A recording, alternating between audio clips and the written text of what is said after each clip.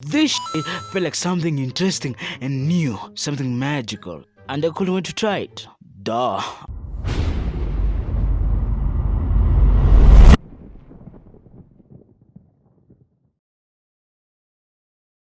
Can you remember your first kiss? You know, that one special time in your life with that special person that you had by your side. When all events led to this one moment when the universe vouched for this historic episode to happen. You might have been either on a nice adventure or something, probably watching the stars, and then it happened. Well, I'm sure it must have been beautiful and you cherished that moment to the fullest. But as I said earlier, events had to lead to this, meaning that before you kissed, your girl had to be your crush. And before that, you barely noticed her. And even before that, you never noticed her at all. And even before that, you never even noticed that she was a girl. Not a girl, a girl. See, once upon a time, girls were girls, man. And then one day for boys, us, things in our heads about them just clicked. I don't know how your first kiss happened, but for me, I have a different story to tell, so pay attention. Oh, that reminds me to tell you that if you don't finish the video either disgusted, laughing at me, or even puking, well then, you're sick. Sick. Because you're supposed to be when I'm through with you.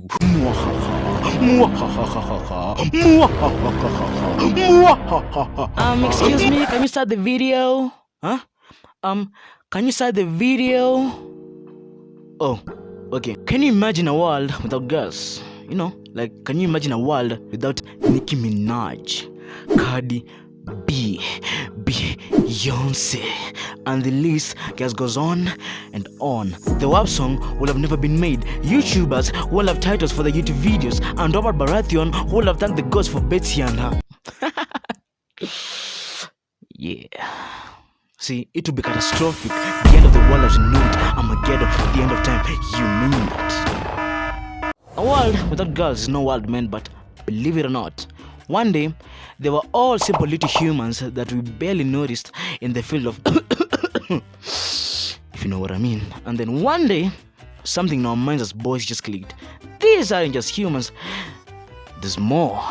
And that's exactly what happened to the little younger me many years ago. So this story takes place when I was in the 6th grade. I might have been either 10 or 11, just a mere preteen who was trying to figure out life. See, as you grow, nothing prepares you for the life ahead of adolescence. You just have to figure it out yourself. The only way to know how or what to do is to put your faith in these wild waters and just let nature take its course. Then whatever successes and else you pick up along the way, they nurture you to become the person you are today. But for me, I hadn't hit my adolescent age yet by this time. It was years away, but in the depths of my soft young heart and small balls, I started to have these feelings, a sudden itch in my body. I couldn't help it, but slowly I started to notice girls, but not in the way I've been used to since Gogo Gaga. And I'm pretty sure they noticed us too. It's a two-way traffic. Girls in the house, don't be judgy. Shish. But I, for the first time in my life, noticed girls. I remember watching television back home when Mexican soap operas flocked the Kenyan entertainment industry. I remember we would gather in the living room, my siblings and my mom, and just drain our minds into these shows, bro. We just drained our minds, like, hey. And in school, pupils would just be talking about them all day long, which, by the way, allow me to ask, is that still a thing? Like, yeah, seriously, yeah. Is that still a thing? Do people still watch these shows like the way we did back then? Let me know in the comments. Anyway, back then, you'd have these wide varieties of telenovelas that mostly aired from 8 p.m. to 9 p.m. and I'd be glued to the TV with my siblings watching, learning this new art, understanding this thing called love, what it meant. Until when they're about to kiss, then I get up and go pretend to do for something in the bedroom.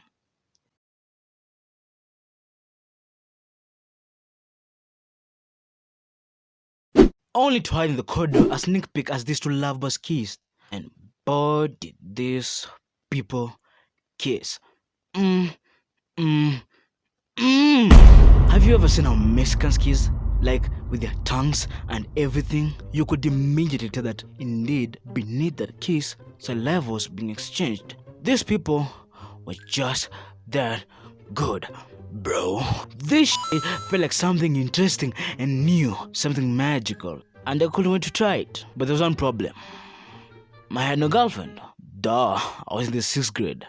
But I, luckily, had something R. Kelly didn't have. They say charity begins at home, if we're going to use that phrase. Now I'm going to be honest with you. My class didn't have girls that I considered to be pretty. I'm not saying they weren't around, they were, In fact, one of them is going to dominate this channel in future videos because she stole my heart before she broke it. It hurt me a lot. Also follow me on Instagram. KA from the Squad. Thank you. Anyway, what I mean is that pretty girls were there. I'm just saying that they weren't pretty according to me at the time. All the cute girls were in the other stream. Our school had 2 streams per class, North and South. I was in 6 North and all the cute girls were in 6 South, according to me at that time. So no charity was going to begin from home. I know I have some foreign viewers of whom their education systems might be different from ours, so allow me to give you some context for you to understand the rest of the story. Here in Kenya, the education system when I was still young was 8-4-4. Basically, this means that a Kenyan child spends 8 years in primary school, 4 years in high school, and then 4 years in university or college. Now, in our primary schools, we don't have classes 1 to 8 separated like they do in some schools around the world. We actually call them classes, not grades, and by that I mean like the way you'd have elementary kids first, and then they move on to middle school. See, we had everyone cramped up together, and this lack of segregation will lead to interaction amongst pupils for ranks. Through this interaction, you will find a class 7 people playing or hanging out with the class 5 or 4 people. I was one of these people because I used to play with my younger brother, Niklaus. See, we attended this school with my twin sister, who's not a part of this story, and my brother. Now, my little bro was 2 classes behind me, and he had 2 friends who were his classmates, of whom they shared some weird stereotypes that I shared with my 2 friends, who were also classmates. Being 2 similar groups led us to play together. I don't know how, but for me, since primary school, I've always been involved in a group of 3 boys all the way up to university. Back then, I saw it as a cool thing. That has nothing to do with the story, I just felt like mentioning it. So it was like a 3 versus 3, us against them. Whenever a game came up, be it football or anything, we always went head to head.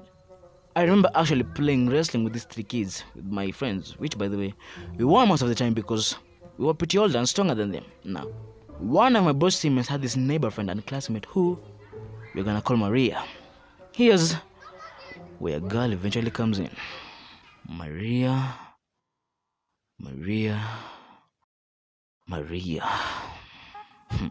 It fired, to be honest with you.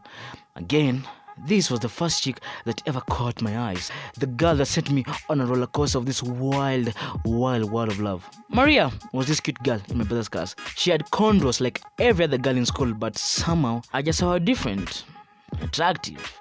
And by that, I mean being cute for a girl. That's all that mattered then. She was younger than me, of course. By a year or less, I don't remember, but it somehow never mattered. Then, until this day, I didn't feel like she was young because we were simply almost the same age, and we were almost the same because of the shortest boy in my class. Thank you, genetics. So, did I care she was on my grade? I don't know. I honestly don't know. All I know is that I like this girl. A lot. I know so because I had many dreams of her. In danger! Like I kid you not, there are many nights where I dream of her being some sort of danger, like a burning building or something, and I would swim on my way in to save her from the jaws of death. And after that, we would go buy sweets and candy and eat and eat and eat until all the sugar made us sick. I was just a kid then, but man, this girl brought out the sunflower in me. As time went on, Shori and I got to spend more time together, and with the support plus I kept watching back at home, I knew that one day me and Maria would do the KISS. Like it's a man, you know. I mean, even the little children, the support plus this, so why could you do it? See, in my mind, I knew that one day me and Maria were going to kiss, you know. Give us some of this sunflower nectar. Binyang so dumb.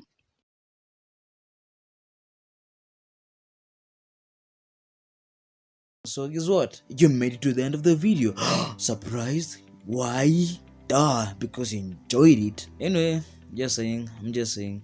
So yeah, thank you for making this far. To those who don't know me, my name's Kelayan, and if you're new, welcome to the squad. I don't know where you got this channel from. Maybe it's a friend, maybe it's a girlfriend, maybe your brother, maybe your mother. I'm just saying, but you know, welcome.